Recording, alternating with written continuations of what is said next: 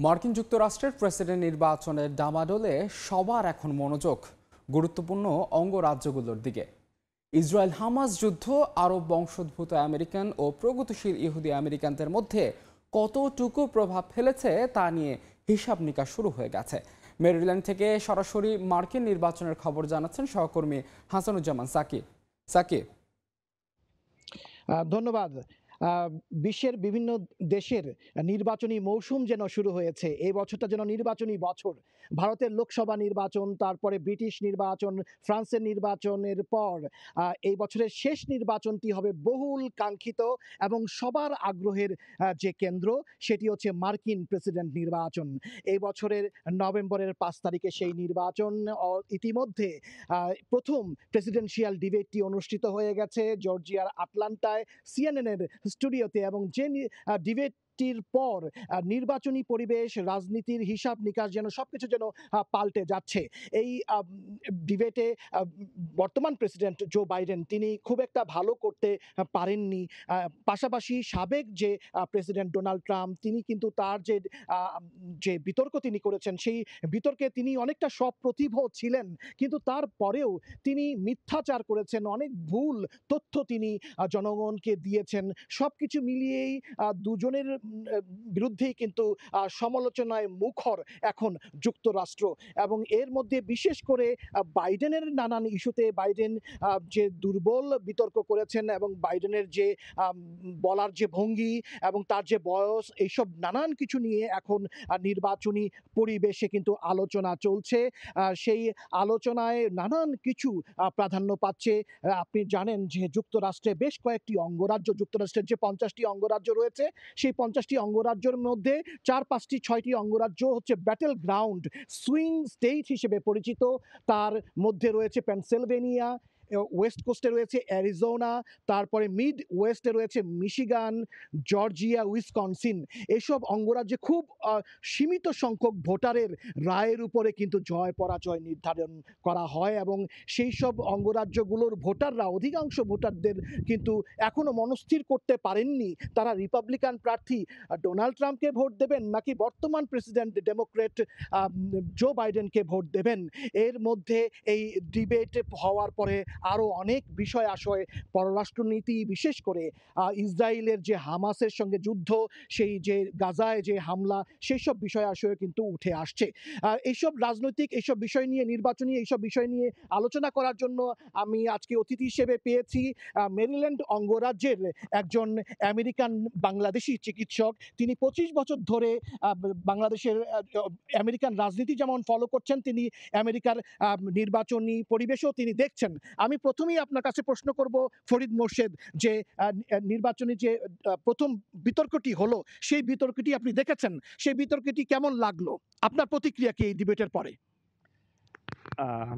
সত্যি কথা বলতে যে ডিবেটটি সবাই আশা করছিল যে ভালো হবে এবং কিছু সাবস্টেন্স থাকবে সেখানে, কিন্তু সবাই মর্মাহত। এই ডিবেট থেকে কোনো কিছুই পাওয়া যায়নি।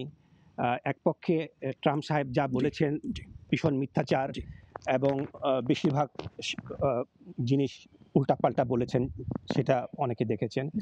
এবং বাইডেন সাহেব অবশ্য ওনার কথা আটকিয়ে যাচ্ছিল এবং ভালো করে প্রকাশ করতে পারছিলেন না এবং ঠিকমতো উত্তর দিতে পারছিলেন না। তো সেই হিসাবে ইট ওয়াজ এ রিয়েল ডিজাস্টার। তো এখন যেটা মনে হচ্ছে যে বাইডেন সাহেব যদি আবার একটা প্রতিযোগিতায় যান, ডিবেটে যান, যেটা সেপ্টেম্বরে হওয়ার কথা, সেখানে যদি উনি ভালো করতে পারেন তাহলে হয়তো হাওয়া ওনার পক্ষে বইতে পারে। আর না হয় it is very difficult now to predict who will win this election. আমি যদি একটু এই ডিবেটের থেকে বেরিয়ে যদি একটি প্রসঙ্গ করি, এই ডিবেটে আপনি একটু কাছাকাছি আসবেন। এই ডিবেটে কিন্তু ইসরায়েলি বাহিনী যে হামাসের উপরে যে হামলা করছে, গাজায় যে নিরীহ মানুষ মারা যাচ্ছে হাজার হাজার, এই প্রসঙ্গটি কিন্তু উঠে এসেছে। এবং আপনি জানেন যে আরব রাষ্ট্রগুলোর অনেক অভিবাসী এই দেশে রয়েছে। আমেরিকা একটি বৃহৎ একটি অভিবাসী দেশ, সেখানে মুসলিম ভোটারদের সংখ্যা যেমন, তেমনি এশিয়ান এবং বাংলাদেশি ভোটারদের সংখ্যাও অনেক বেশি। তো সেই জায়গায় এই হামাসের যে যুদ্ধ ইসরায়েলি বাহিনীর সঙ্গে, সেটি মার্কিন নির্বাচনে কি রকম প্রভাব ফেলতে পারে? তো আমার তো মনে হয় যে আমরা যারা বাংলাদেশি এবং যারা মুসলমান ইন জেনারেল আছেন, এ, তো গাজার যুদ্ধটা একটা মেইন ফ্যাক্টর যে which way they should vote. গাজার কথাটা কিন্তু এই ডিবেটে মোটামুটিভাবে বলতে গেলে তেমনভাবে আলোচনা হয়নি। সেটা যদিও দুঃখজনক, তবে আমার মনে হয় যে যারা মুসলমান এবং বিশেষ করে বাংলাদেশি যারা আছেন, তারা অনেকে হয়তো ভোট দিতেই যাবেন না। কারণ যে দুজন আছেন তারা দুজনেই কেউই প্যালেস্টাইনদের পক্ষে কথা বলছেন না বা যুদ্ধ থামার পক্ষে কথা বলছেন না, যে কীভাবে একটা যুদ্ধটা কীভাবে থামানো যায়।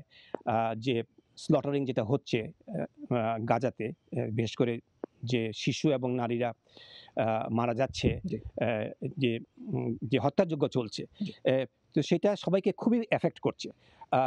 বাইডেন সাহেব ইচ্ছা করলে, আমরা যারা মনে করি যে ইচ্ছা করলে যুদ্ধটা থামাতে পারেন, one thing is to stop sending the missiles and the bombs, but সেটা তিনি করছেন না। অন্য পক্ষে অবশ্য ট্রাম্প সাহেব তো এখন পাওয়ার নেই এবং উনিও সবসময় প্যালেস্টাইনিদের বিপক্ষেই ছিলেন।